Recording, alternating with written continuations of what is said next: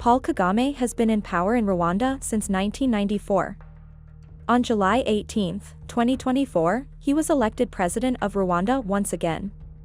During his last tenure, he broke several constitutional laws and banned media outlets, got journalists fired from their workplaces, forced reporters into exile, and jailed or allegedly murdered opposition party members. In 2009, Indian journalist Anjan Sundaram went to Rwanda to teach journalism. At the time, Kagame was in power. Almost 4 years later, government authorities in Rwanda kidnapped and forcibly disappeared one of Anjan Sundaram's students. He himself faced threats and insecurities while living in Rwanda and even after leaving Rwanda. As a journalist, I had to be very careful while living in Rwanda. I was followed by a spy, a Rwandan spy.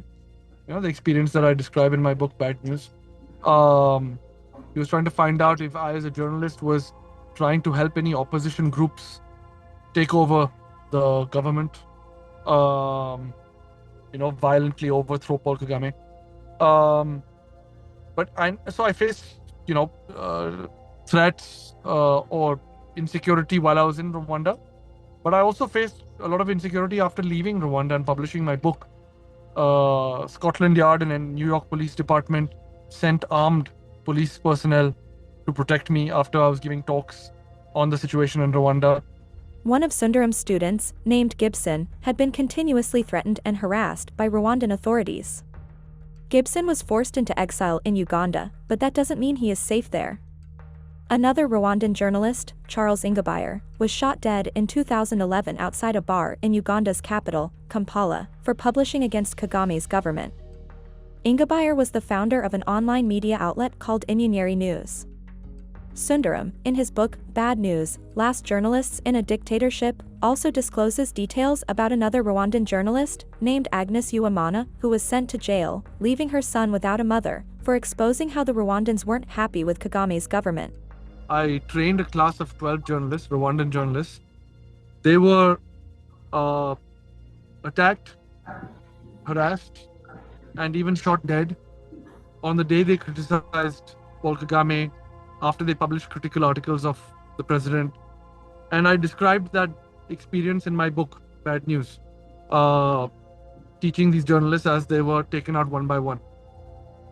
And the destruction of the free press in Rwanda.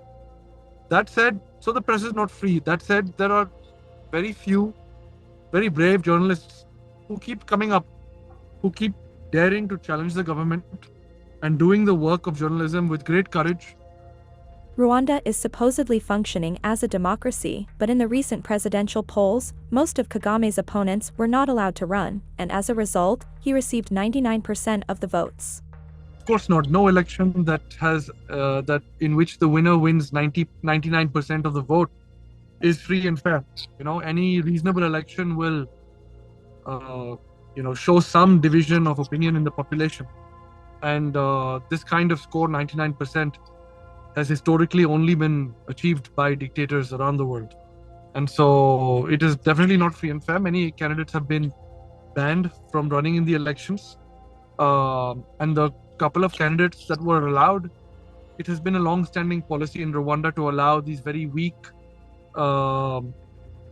supporters of the state to run in the elections, just to give the election the semblance of a free and fair election.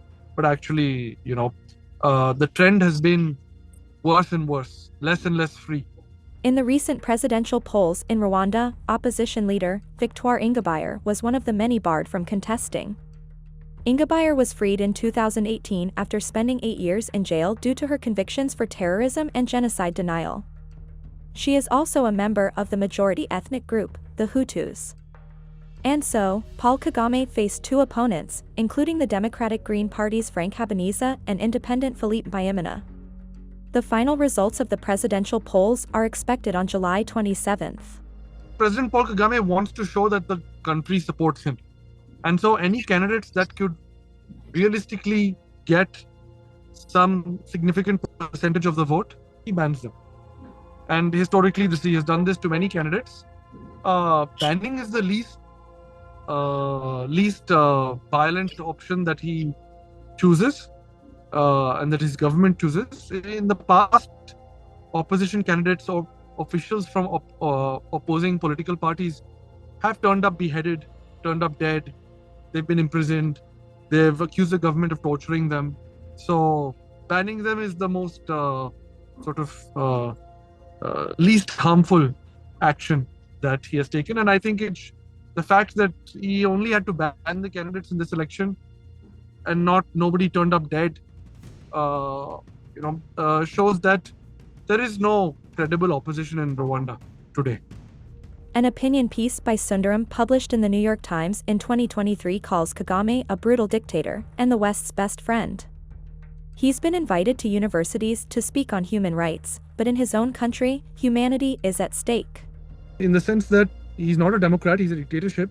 But even though he regularly kills, his government regularly kills, journalists and activists, imprisons opposition candidates and so on, he still enjoys a very good reputation in the West. He's even gone after his critics in Western countries, and still Western countries send money to his government, and Western aid finances about 50% of Rwanda's annual budget. So he has managed to achieve this unique situation where he, threatens the sovereignty of Western countries on the one hand, but on the other hand, the same Western countries are giving him money. And he's able to do this for many reasons. One of the reasons for Kagame's popularity at home and abroad is his role in ending the Rwandan genocide in the 1990s. He had spent his childhood in exile in Uganda with his parents. At that time, Uganda was under the rule of notorious dictator Idi Amin. As a student there, Kagame joined Yoweri Museveni, a military force that overthrew Uganda's military government in 1986. This experience taught him a great deal about running militias. In April 1994, the Hutu president of Rwanda, Juvenal Habyarimana, was killed when his plane was targeted in Kigali, the capital of Rwanda. This incident sparked violence between Hutus and Tutsis, leading to large-scale riots that eventually devolved into a brutal genocide of the Tutsis and their facilitators in the entire country. The roots of the genocide in Rwanda can be tracked back to its colonial past, when Rwanda was a colony of Germany. After 1916, Belgium took control, and the new administration gave illegal benefits and preferential treatment to Tutsis over Hutus. This led to widespread resentment amongst the Hutus, and this festering tension erupted in the fight that broke out in the 1990s and resulted in the deaths of almost 800,000 Tutsis. According to the census of 1991, Tutsis were 8.4% of the total population in Rwanda. 85% were Hutus, but they did not enjoy economic and political freedom in the country. Many lacked access to basic health and education. Before the genocide broke out, media outlets, especially radio channels, began to use the term inyenzi, cockroaches, to describe Tutsis. This term became so pervasive that even public officials began to use it to degrade Tutsis. This further dehumanized a group that the Hutus already saw as usurpers of federal economic resources, and fueled their hatred. In 1990, at the height of the genocide, Kagame led an armed militia called the Rwandan Patriotic Front, RFP, a ragtag group of 10,000 to 14,000 Tutsi rebels, into battle against the Hutu extremists. Facing an army much greater than themselves, Kagame's RPF avoided engaging in direct battles, and instead attacked enemy bases using heavy artillery. They emerged victorious, but by the time the war was over, 800,000 Tutsis had already been killed.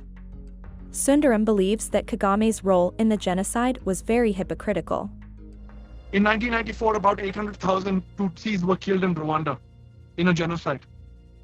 And Kagame, today, he tries to make himself a legitimate leader by saying he stopped the genocide, which is technically true. He took over the country, stopped the genocide.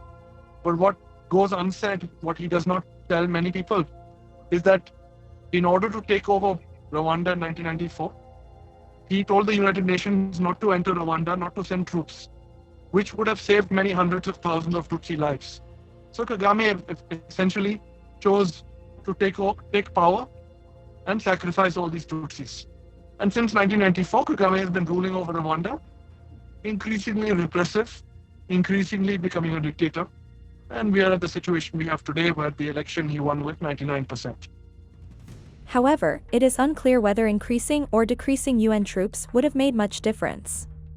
UN troops were stationed in Rwanda under Chapter 6, which does not allow the peacekeeping contingent to use force except in very specific circumstances, and asks that the mission remain neutral. The UN troops stationed in Rwanda were essentially unable to do much to stop the violence. After the genocide was over, Paul Kagame became the vice president and defense minister at the age of 37 and served from 1994 to 2000. In 1998, Paul Kagame overthrew the president of the country, Pastor Bizimungu, by becoming the chairman of the RFP. After that, Kagame declared himself the top leader in the country. Since the year 2000, Kagame has never lost an election. He was elected president in 2013 with 76% of the vote, in 2017 with 99% of the vote, and in the 2024 with 99% of the vote again.